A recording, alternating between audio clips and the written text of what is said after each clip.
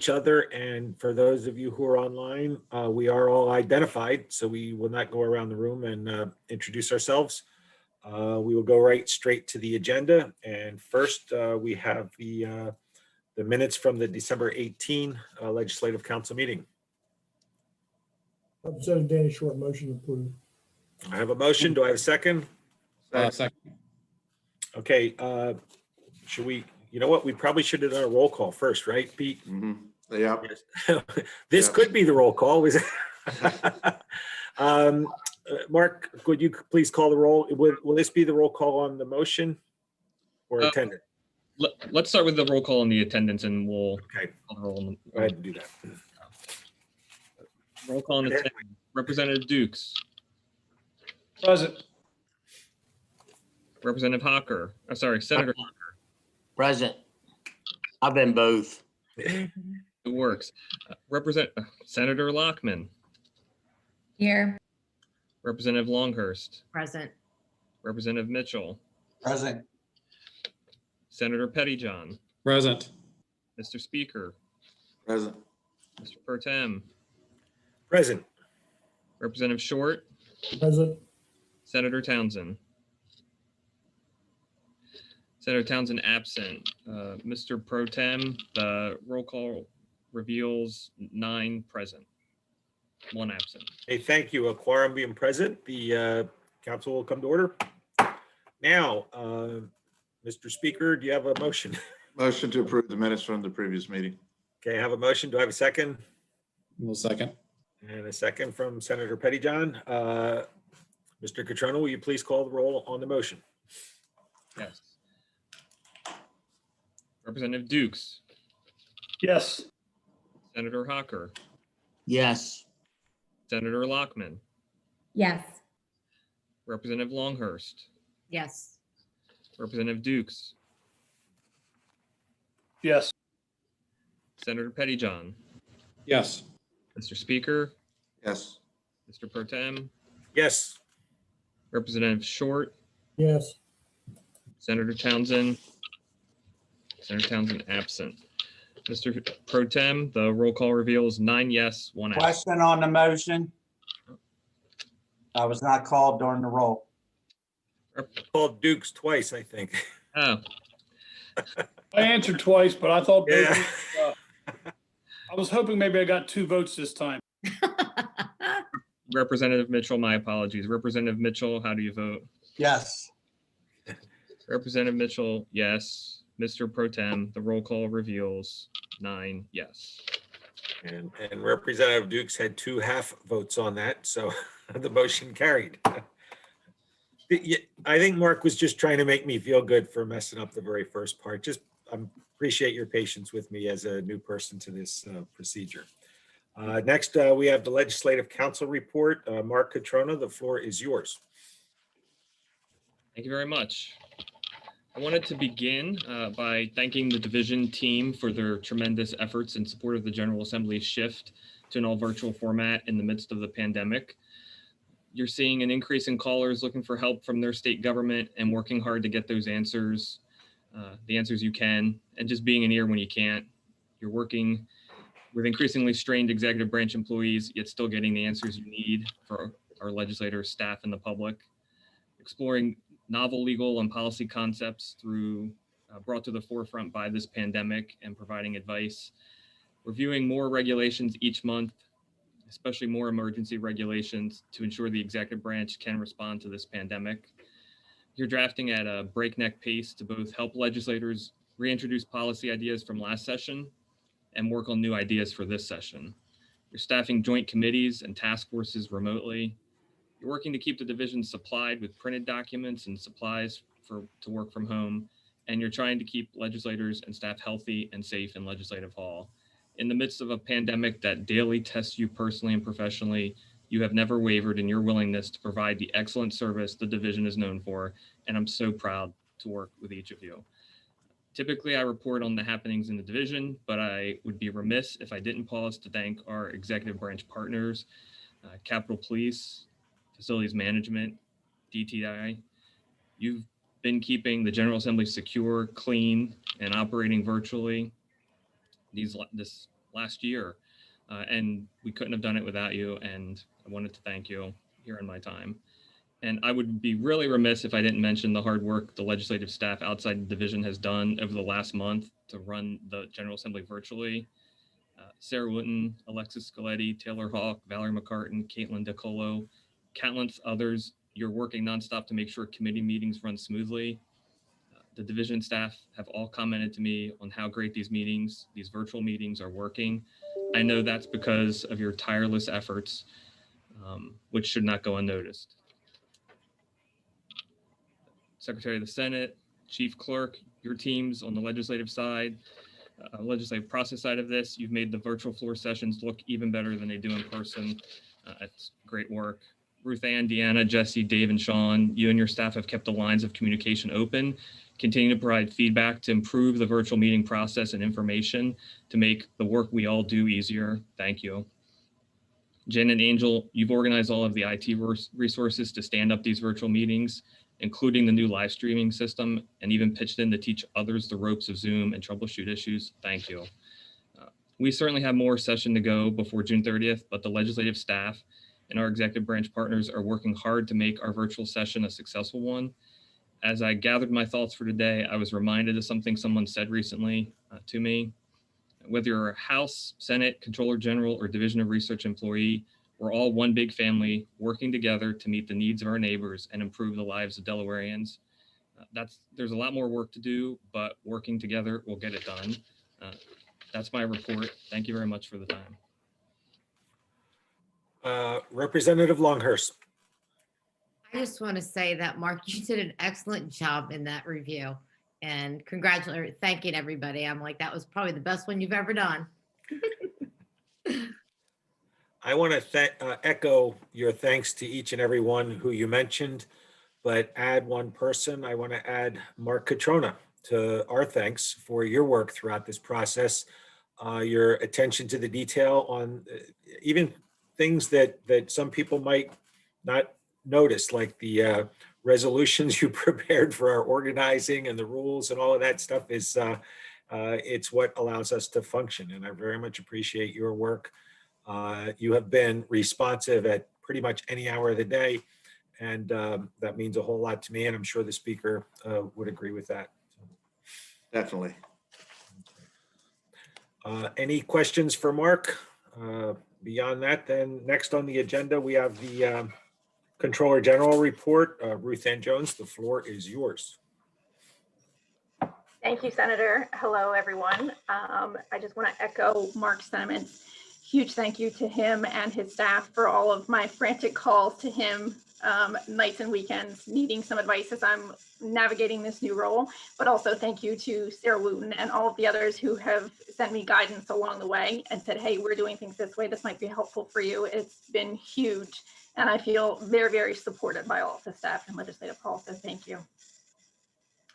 So the Bond Bill Committee met last week, drafted and released mini bond, did it all virtually. Things went very smoothly. Again, thank you to all of my staff, all of the staff at OMB, and Mark Catrona as well, who's always making sure that I am writing things correctly.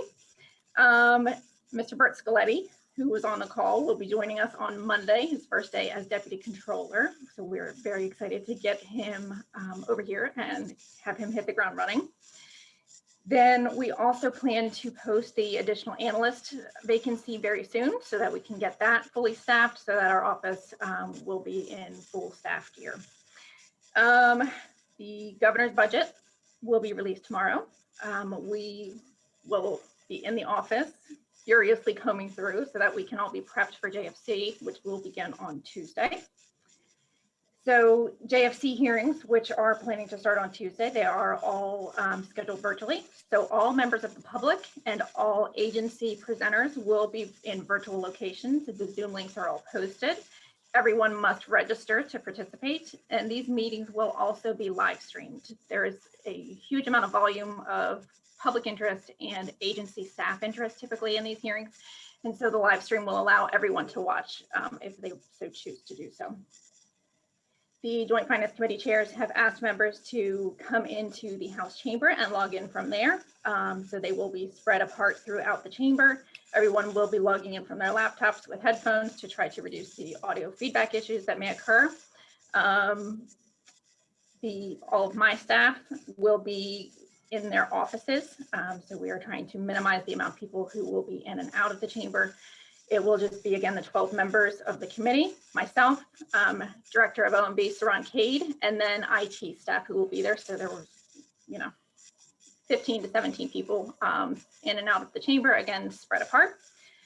Masks will be worn as we go through, hand sanitizer, obviously throughout. And then my staff will be in the basement, in their offices, or connecting from home. But again, we'll always be on staff to be available and answer questions at any time, same as the OMB staff.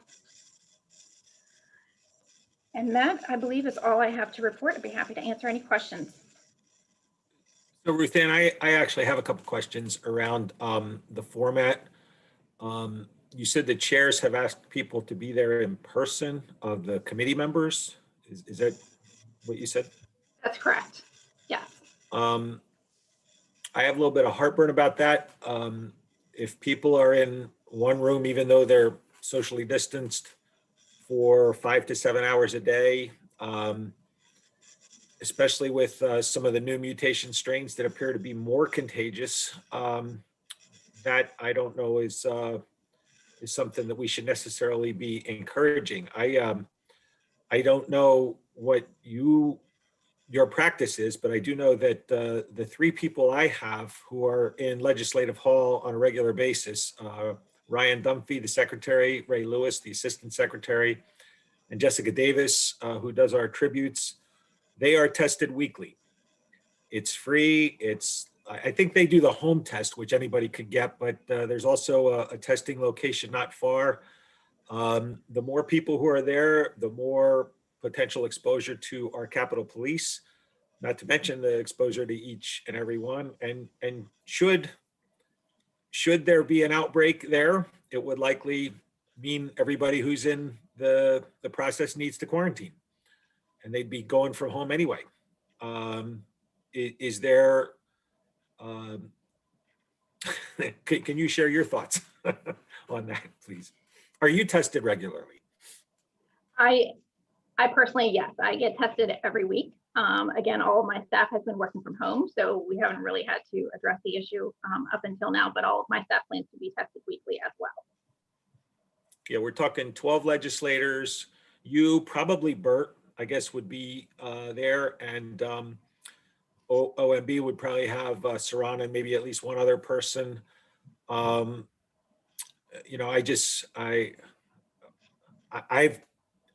chaired bond. We did markup where just the chairs were there and everybody else was virtual last year. I'm not in that position this year, but you said bond did a mini bond markup just a week ago that was all virtual.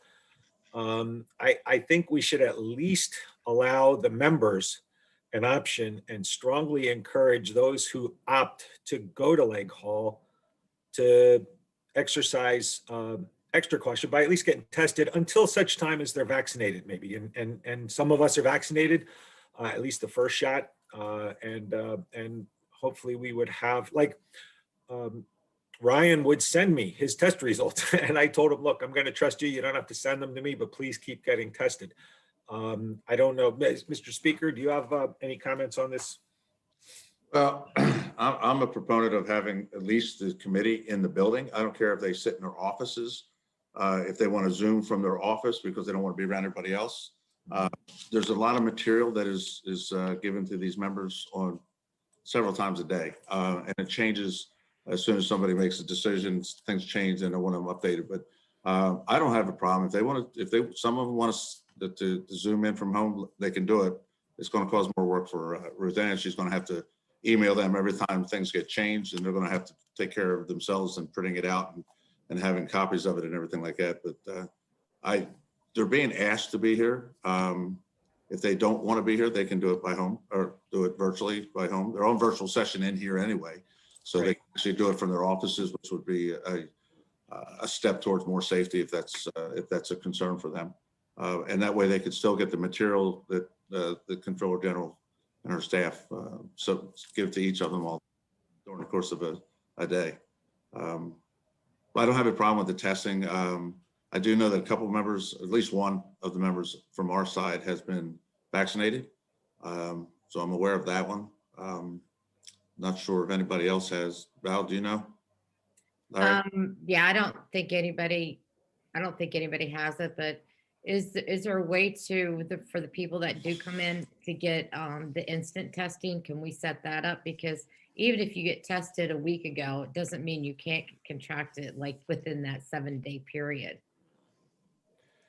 You know, that's a really good point, but one of the things that Tony Allen shared with me, because they're doing weekly at Delaware State, is just the fact that they're doing it weekly gives people a little bit of a mindset that every day they're reminded they got to be careful. And they have, like where the state positivity rate has fluctuated, you know, between 5 and 10%, sometimes lower, sometimes higher. They ended out, I think, at 0.5% for the entire first semester, which is remarkable. And, you know, sometimes I think that mindset of getting tested regularly, I go down to the Star campus on Saturdays. I've done maybe a half a dozen. And I just think it's a good practice for us on that. Can I recognize Senator Townsend for attendance?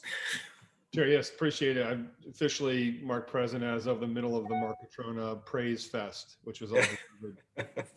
That's when I showed up. Just also want to note, Mr. Chair, you I think you might have misspoken when you mentioned Bondville. Markup was all in person, as I recall. Weren't we all in person? I was on Bond last year. We were. Yeah, maybe we were. Weren't there some in office? We did the hearings in person, and then the next week was when everything kind of shut down. Ruth Ann, you probably remember better than I do. That's- We you're- did markup in the House chamber last year. You're correct. Oh, that's right. Yeah. And just We're in the in chamber. terms of contributing to the conversation, my thought would just be, there might be paper that goes around even during the hearings, but markup is one thing, just testimony, you know, generally speaking, this testimony is another. And I have full faith that the Controller General's office would be able to facilitate distribution of information electronically. If members want to show up and there's precautions in place, that's fine, but I don't think any member should feel they have to show up even in the building in their own office. I think they should feel they should be able to dial in from home. And I think that is very reflective and parallels so many other things that are going on now, policies that are in place now out there in the rest of the world. It just seems like this should be a no-brainer. If people want to do it from home, they should be able to do it from home for these testimonies. Markup maybe is a little bit different, but this is not markup. Representative Longhurst. You know, I don't know if we've done this, but maybe we should follow the science on this. Is what, you know, where the state is. If we're on an uptick, then maybe it shouldn't be in person. If it goes down, maybe that should like determine like where we fall in the legislature. Just a thought. I mean, because We're actually on a downward tick now. Yep. Yeah, it looks like we peaked. We did the holiday peak, you know, maybe a week or so ago, and now we're improving pretty much every day. I think we should follow that, because if it ticks up, then I think then we have a serious problem, and I think that should be our breaking point on really deciding whether they're totally in or out. But like Brian said, or Senator Townsend said, is that, you know, there's not a lot of paperwork at this time. They're just listening to testimony. So should we put them at risk to come down there when they could just watch it on their laptop? So, Mr. Speaker, you and I will, I guess, communicate with the chairs and Yeah. I thought I had, but that's all right. We can do just it. make sure that they know that the people will have the option of coming down.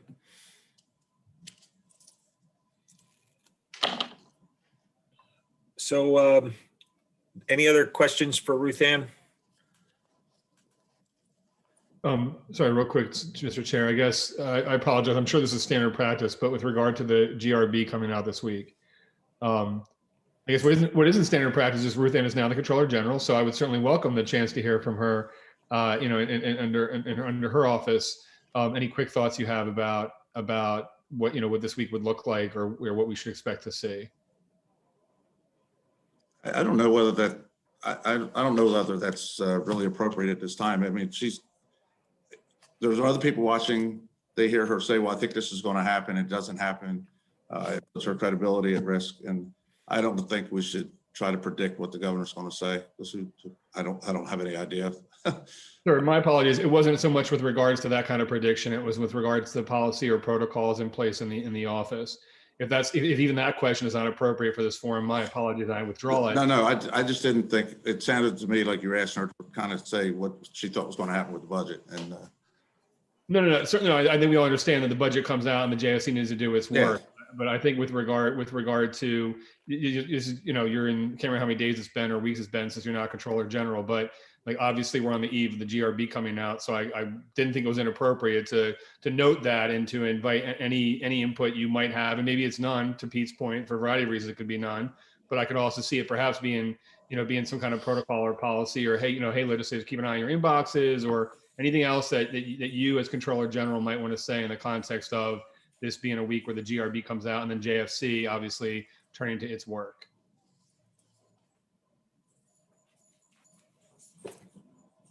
And if not, I'll just withdraw the question. I take the approach, I don't know what I don't know, and I don't mind showing it. We get a lot further when people. I mean, if you want to ask her what her process is, and I'm sorry, there's something happened on the side. I just missed that. I mean, Brian, maybe a more appropriate question would be, what is her process? What is her procedure once she gets the recommended budget? Well, certainly, I think particularly given in the virtual world, I'm not asking to opine on the politics of the budget. It's we're in a virtual world here. We obviously got them talking about the sensitivities with regard to JFC hearings, given that in COVID, and I guess I'm asking in the virtual world, anything else about this week, that's obviously going to be different than the normal weeks in terms of the GRB. If the answer is no, then or whatever the answer is from whoever on this call, once or doesn't want an answer, I would withdraw the question. I'm not looking to waste the committee's time, but I appreciate Ruth Ann and your team and your hard work, and I'm curious how this week's going to go from a process perspective, given that it's a different week than most. Sure. So, I mean, frankly, the GRB comes out tomorrow. OMB will be kind enough to bring me over a ton of electronic copies as well as paper copies, which my staff will immediately start tearing through. So that we can, again, prepare, we'll go through each department, see what the changes are, what's happening, what was recommended, what was not recommended, all that. So it's kind of a fast and furious for us. I do believe all members of the legislature will receive copies of the bill. And certainly I'm happy to share with you any other things as we go through. I believe Saran will be sharing a full presentation as well. So I don't know if that's helpful for you to go through, but I'm certainly happy to share with you any other, if there's policy issues you want to talk about that are in GRB or whatever, please just reach out to me and we can go over that.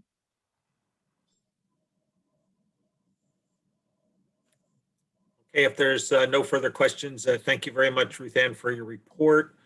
Sorry about that distraction. A contractor showed up at my door. My wife is taking care of it. And but welcome to Zoom, right? So I guess that's what happens. It looks like at least a half a dozen people here are in Lake Hall for this particular Zoom, which is fine. But I think you're probably all in separate rooms down there. So that works well. That relieves my mind quite a bit. Mr. Speaker. I think we need to go back to Mr. Catrona for the legislative council schedule that he wants to propose. That's right. And we need to take a vote on that. Mr. Catrona. Thank you. Yes. So last session, before COVID hit, we had designed a schedule for legislative council. I'd like to propose we adopt a schedule for meetings for at least the next 6 months. My proposal would be March 3rd, April 7th, May 5th, and June 2nd.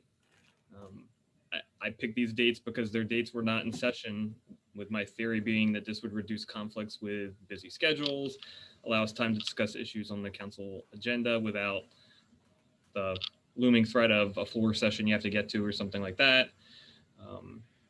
Obviously, if there's not a need for a meeting, we wouldn't have to keep the scheduled meeting, but that's That's my proposal. And Mark, could you give us the dates again, please? March 3rd, April 7th, May 5th, and June 2nd. Okay, thank you. My initial reaction is that is excellent, because sometimes, you feel constrained when you have another meeting coming up, and you might be less willing to share all of your thoughts. And I know you have if we go too long today, you're going to have a conflict. So that's well thought out. And if there are no further questions, Mr. Speaker, do you have a motion? Like a move to approve the legislative council schedule as described by Mr. Catrona. Do we have a second? Again. I have a second from Senator Hocker. Mr. Catrona, will you please call the roll? Representative Dukes, Yes. Senator Hocker, Yes. Senator Lockman, Yes. Representative Longhurst,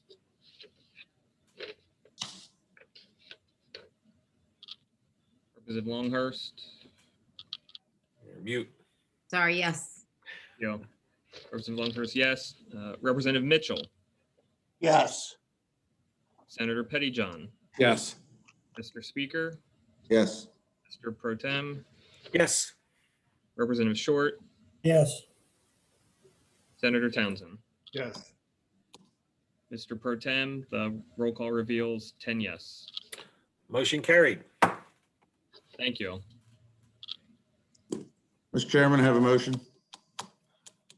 Mr. Speaker, Move that we enter executive session, receive a presentation from Chief Hertzfeld of the Capitol Police that includes a discussion of the contents of documents excluded from the definition of a public record under 29 Delaware Code, Section 10002, subsection 17A, as these documents could jeopardize the security of Legislative Hall, and that the following people join us during executive session because they have a relationship to the matter to be discussed or needed to provide assistance to the Legislative Council, and that would be Director of Research, Mr. Catrona, the Chief Clerk of the House, the Chief of Staff from both the majority and the minority parties, and the Secretary of the Senate and the Chiefs of Staff on the Senate side.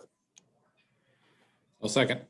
I have a motion, a second. Do we need a roll call on this, or is this one where if it's no objection? I would think we need a roll call. Okay, Mr. Catrona, please call the roll. And prior to the roll call, is the intent to not have a roll call after this? So I would say this, the way this usually works, we've done in the past, if we know we're going into executive session and we won't be taking any votes that have to be taken in public, we can tell the public now that we won't be coming back to the meeting. So that way they don't wait for us to come back and tell them it's all done. If we think we're going to take some votes in the executive session that we will then have to come out and take the vote, then we would just say we'll come back. I personally, knowing the content of what we're about to hear, I don't think we'll be taking any votes. So I would think it'd be wise to advise the public that we will not be coming back. Okay, so the public is so advised. Mr. Catrona, will you please call the roll on the motion to go into executive session? Representative Dukes, Yes.